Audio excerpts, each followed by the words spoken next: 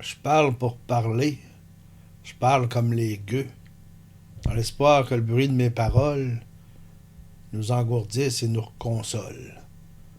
Quand on souffre, on se soigne comme on peut. Il y a des silences qui pèsent lourd, des silences qu'on remplit avec des mots, juste pour qu'ils fassent moins peur.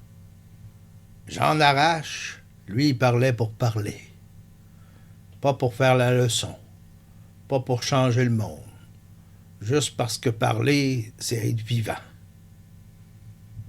Jean Arrache, c'est pas un poète d'école. Son vrai nom, c'était Émile Coder. C'est un pharmacien de métier, mais raconteur de nature. Il n'a pas choisi d'écrire dans des beaux livres liés. Il a pris la parole comme elle venait, avec son accent, ses mots de tous les jours, parce que c'était la seule façon d'être vrai. Je parle pour parler, ça je le sais bien. Même si je vous cassais les oreilles, la vie restera toujours pareille. Pour tous ceux que c'est une vie de chien. Il avait compris que parler, c'est pas juste réclamer. C'est pas juste dénoncer. C'est aussi se tenir debout.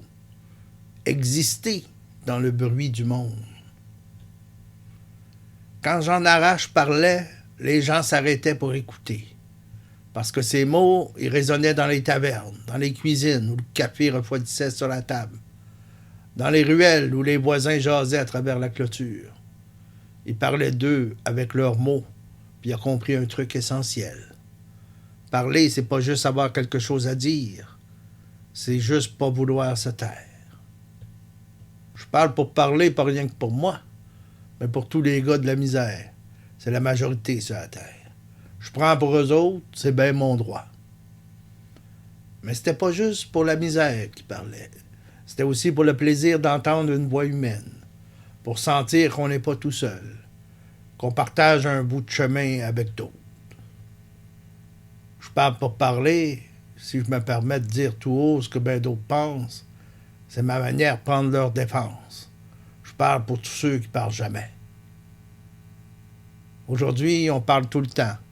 Des textos, des statuts, des vidéos qui défilent sans arrêt. Mais est-ce qu'on parle vraiment? Est-ce qu'on se raconte encore? Est-ce qu'on remplit le silence autrement qu'avec du bruit? Jean Arrache, lui, il parlait juste pour parler, parce que des fois, juste dire un mot, c'est assez. Parler, c'est s'inscrire dans le monde. Parler, c'est partager un instant, même fugace.